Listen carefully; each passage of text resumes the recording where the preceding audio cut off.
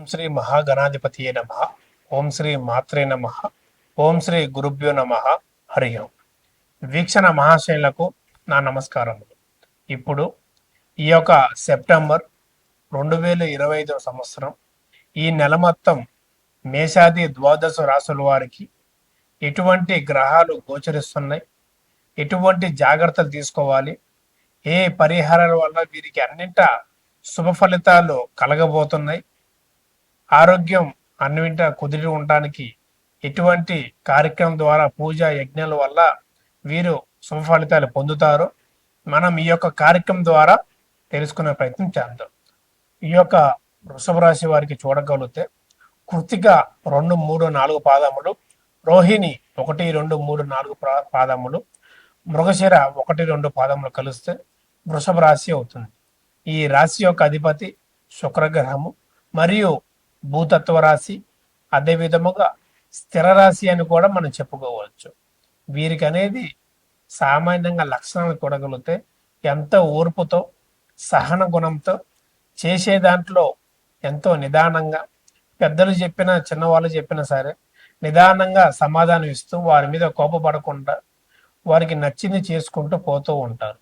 కానీ అదే అలుసుగా తీసుకొని మీపై పెత్తనం చలాయిస్తూ, మీపై అధికారం చలాయిస్తూ అటు భార్య భర్తలు కానీ, అత్త మామ కోడళ్ళు కానీ ఇట్లా ప్రదర్శిస్తూ వాళ్ళ యొక్క వీక్నెస్ పట్టుకొని అన్నింటా ఇబ్బందులు పెట్టే అవకాశం కనబడుతుంది. అది కొంత జాగ్రత్త చేసుకోవటం కూడా చాలా వరకు మంచిది.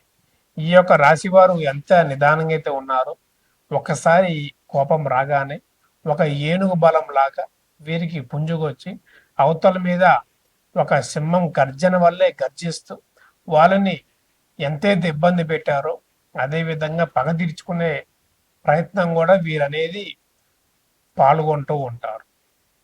దాన్ని విశ్రమించుకొని శాంతమే మంచిది అనుకొని ముందుకు సాగించడం చేయండి.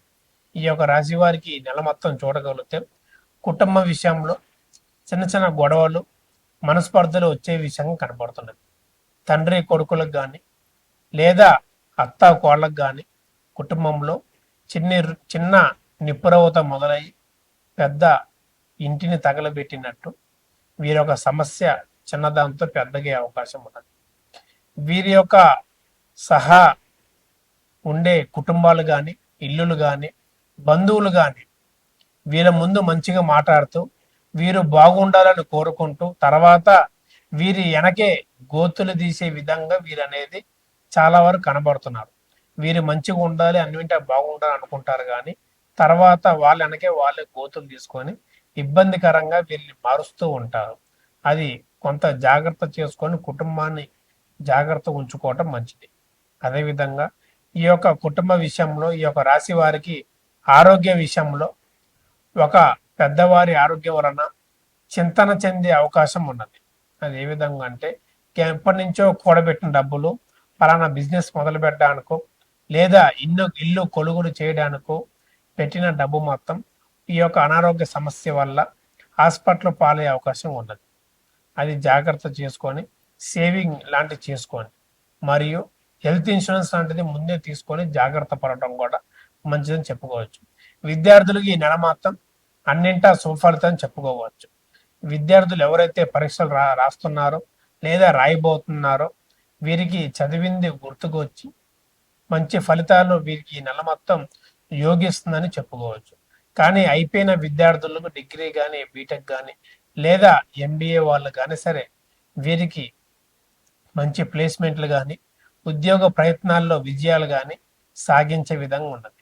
ఈ రాశి వారు ముఖ్యంగా జాగ్రత్త పడాల్సిన విషయం ఏంటంటే ప్రేమ విషయాల్లో వీళ్ళు చాలా జాగ్రత్తగా ఈ నెల మొత్తం ఉండాలి. ప్రేమ విషయాల్లో వీరికి కొంత మిశ్రమ ఫలితాలు కలిగే అవకాశం ఉన్నది. స్త్రీ పురుషుడు మోసం చేయటం కానీ లేదా పురుషుడే స్త్రీని మోసం చేయటం వంటిది కూడా చేస్తూ ఉంటారు.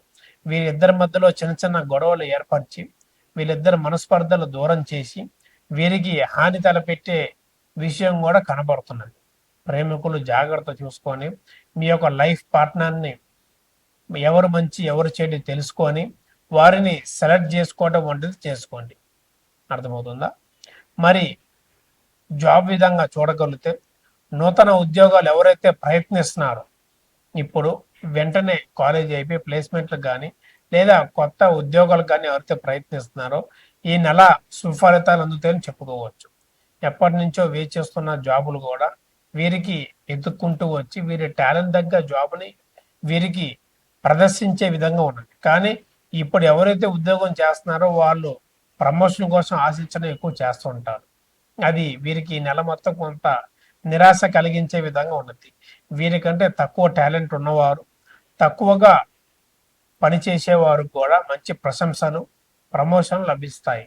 కానీ వీరి కొంత గ్రహస్థితులు అనుకూలంగా లేని పరిస్థితి కారణంగా వీరు ఈ విధంగా ఇబ్బంది పడే అవకాశం చాలా వరకు కనబడుతున్నది. కావున వీరు ఈ నెల మొత్తం ప్రతి శనివారం కాళీమాతకు ఆరాధన చేసుకుంటూ అమ్మవారికి దీపం వెలిగించి నిమ్మకాయ దండను సమర్పించడం వలన వీరికి అన్నింటా శుభ ఫలితాలు కలుగుతాయి.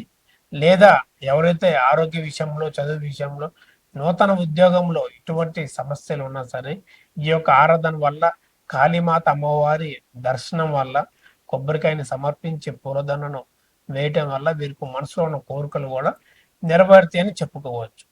ఈ యొక్క నెల మొత్తం ప్రతి ఒక్క రాశి వారికి ఎట్లా ఏమిటని తెలుసుకున్నారు కదా. ఈ యొక్క రాశి వారికి చాలామంది మనకి అడిగే క్వశ్చన్లు కానీ, కామెంట్లలో పెట్టేది కానీ మాకు అంతగా ఫలించట్లేదు. చెప్పేది ఒక 70-60% యోగిస్తుందని చెప్తున్నారు.